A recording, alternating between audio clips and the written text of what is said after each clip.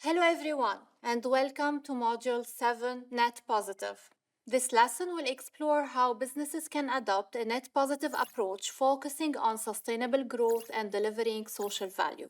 We will also touch on key concepts such as zero carbon, zero waste, and zero harm, creating a great place to work while ensuring a net positive impact on our planet and society. By the end of this module, you will be equipped to understand the concept of net positive and its principles, explain the competitive advantages of implementing a net positive approach in businesses, understand how net positive is measured, define net zero, explain why net zero is important, state the challenges posed by residual emissions, identify which countries are moving towards net zero, explain how a business can be net positive, understand the way forward for a more sustainable food system. Net positive objectives. Let's break down our objectives for this module. We will start by understanding the concept of net positive and its principles. You will learn about the competitive advantages of implementing this approach in business. We will explore how net positive is measured.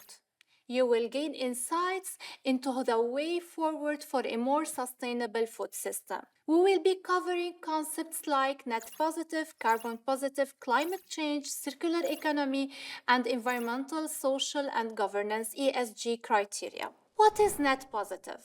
So, exactly what is net positive?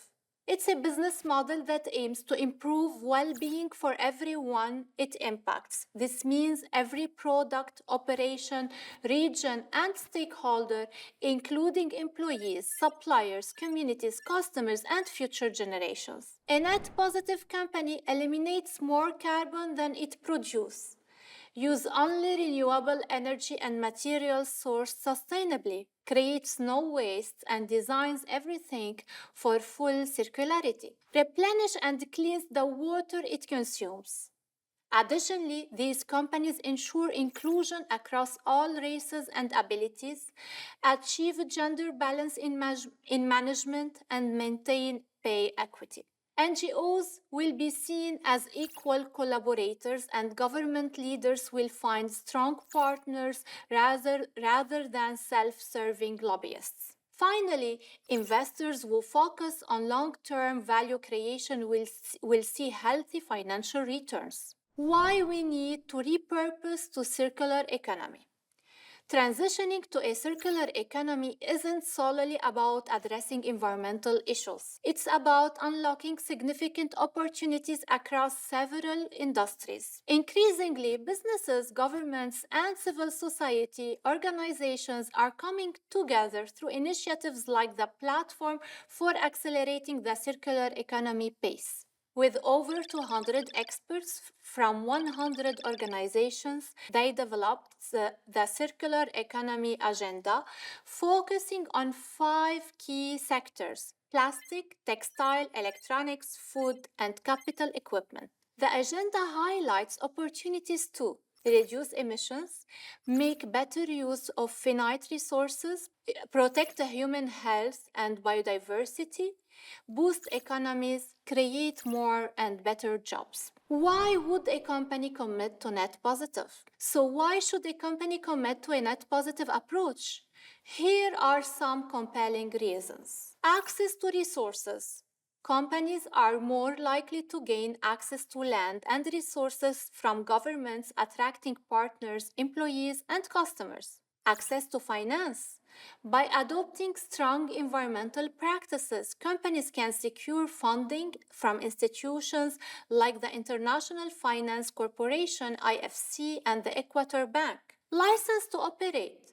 A solid environmental reputation enhances relationships with stakeholders. Operational cost effectiveness. Integrating ecosystem services can help avoid compliance costs, fines, and legal fees, reducing overall resource expenses. Why would a company commit to net positive? Ongoing on why companies should pursue a net positive commitment. Operational stability. Companies that minimize negative impacts on ecosystem services ensure long-term sustainability, enhanced innovation. Embracing net positive can lead to greater innovation, improved brand reputation, better stakeholder relations, and increased sales. Attracting talent. Today, people want to work for companies that have purpose, make a positive impact, and give back to the community. Net positive principles. Now let's dive into the principles that define a net positive business. Material impact. The organization has a clear objective for positive impact in key material areas. Evidence. Net positive efforts should be demonstrable even if they can't always be measured. Best practice. Organizations should follow globally accepted standards in corporate responsibility and sustainability. Innovation. Investing in innovative products and services is essential, as is collaboration across the value chain. The big shift. Organizations must make substantial shifts in their approaches and outcomes to achieve net positive status. Net positive principles. Here are more principles guiding net positive organizations. Transparency. Clearly define boundaries and consider both negative and positive impacts. Zero tolerance. Maintain zero tolerance for unacceptable natural loss or damage and mistreatment of individuals. Partnerships. Leverage the power of wider partnerships and networks. Influence. Engage publicly in advocating for policy changes. Inclusive. Ensure affected communities are involved in the net positive process. Restorative. Apply robust, environmentally restorative and socially inclusive methods. Case study. Kingfisher.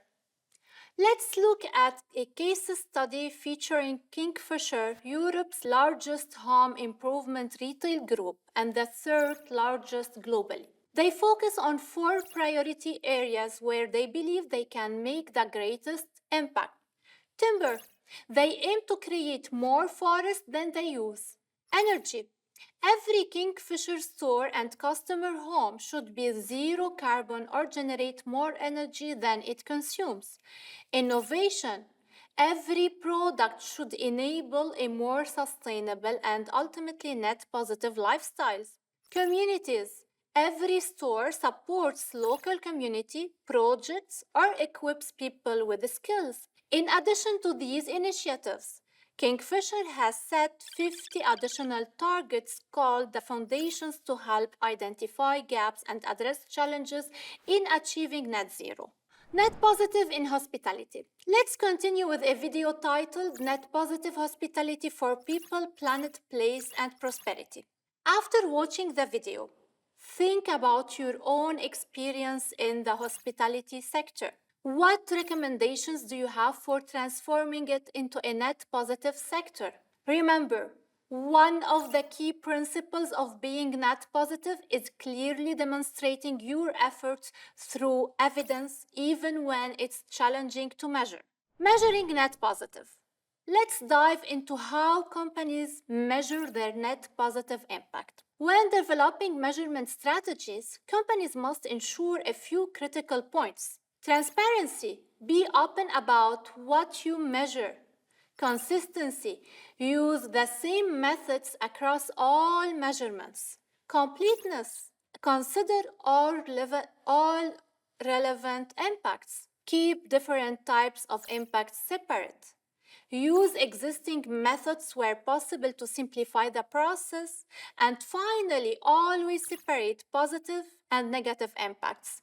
Sharing data is also vital to ensure everyone understands the outcomes.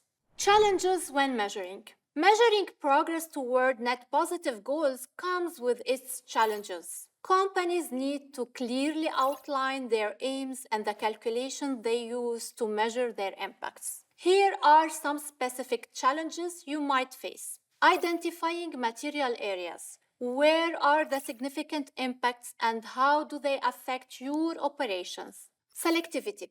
Have you been selective in what impacts you include?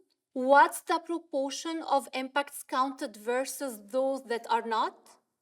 When companies face these challenges, they should identify changes by comparing results to a baseline, look at impacts not just within the organization but also downstream and upstream, and of course be transparent about the assumptions and calculations you have used. Environmental, social, and governance, ESG. Moving on to environmental, social, and governance, or ESG, which has become crucial for companies and investors alike. More and more, businesses are collaborating with investors to tackle major global challenges. Initially, ESG considerations were seen as a way to manage risks. However, they have evolved into a driving force for innovation and opportunities that can create long-term value for both businesses and society. By promoting ESG through the investment value chain, we can incite private investment in sustainable development, leading to even greater positive impacts. Many stakeholders, including investors, banks, and companies are incorporating ESG and sustainability into their reporting process. It's vital that we create an environment where sustainability and integrated reporting can thrive. The groundwork for an ESG coalition is in place. Alongside the UN Global Compact, several principle-based voluntary ESG initiatives are gaining traction across the private investment chain. Let's highlight a few of them. Principles for Responsible Investment. This initiative represents asset managers and owners controlling well over $45 trillion in capital. UNEP Finance Initiative, comprising over 200 institutions, including banks, insurers, and fund managers focusing on sustainable finance. Equator Principles, a coalition that includes environmental and social risks into project finance transactions, covering more than 70% of international project finance debt in emerging markets. Principles for Sustainable Insurance, a framework aimed at developing innovative risk management and insurance solutions. Sustainable Stock Exchanges Initiatives, a peer-to-peer learning platform that helps exchange collaborate with investors, regulators, and companies to enhance corporate transparency and improve ESG performance. To wrap up our session, we will engage in an activity. The class will be divided into 5 groups, each representing a different sector: food, textiles, plastic, electronics, and capital equipment. Within your group, discuss the following questions. How can you make better use of limited resources in your sector? How can your sector reduce emissions? How can your sector protect human health and biodiversity? How can your sector boost regional economies? Finally, how can your sector create better jobs? This activity will allow us to apply what we have learned and explore practical ways to implement net positive strategies in various industries. Let's get started.